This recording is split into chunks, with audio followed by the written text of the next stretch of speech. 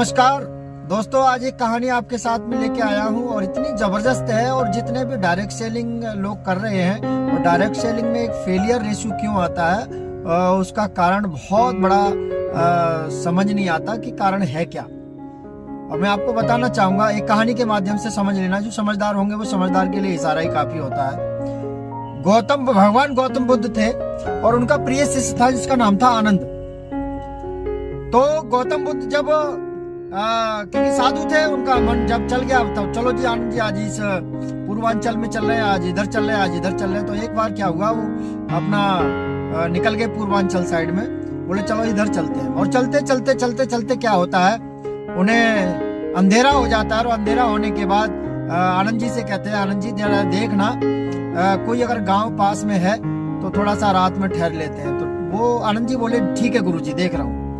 अब उन्होंने एक गांव दिखाई दिया और उन्होंने एक बहुत ही गरीब व्यक्ति था।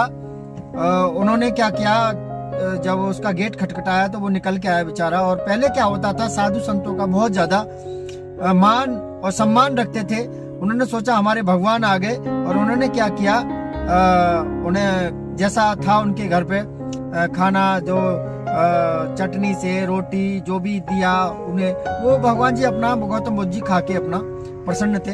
और उसका जीवन यापन, जो एक व्यक्ति था जिसके यहाँ रुके हुए थे, वो था क्या, उसका एक भैंस थी और वो भैंस की दूध बेचता था और दूध से ही उसका काम चलता था, है ना। उसका परिवार का जो गुजारा चल रहा था उस भैंस के दूध से ही चल रहा था। अब रात को जब आनंद और गुरुजी जब आराम से सो गए, तो रात के 1 बजे 2 बजे गुरुजी ने कहा कि आनंद, हाँ जी गुरुजी, बोलिए गुरुजी, कि आनंद भैंस खोल के भगा दो इसकी।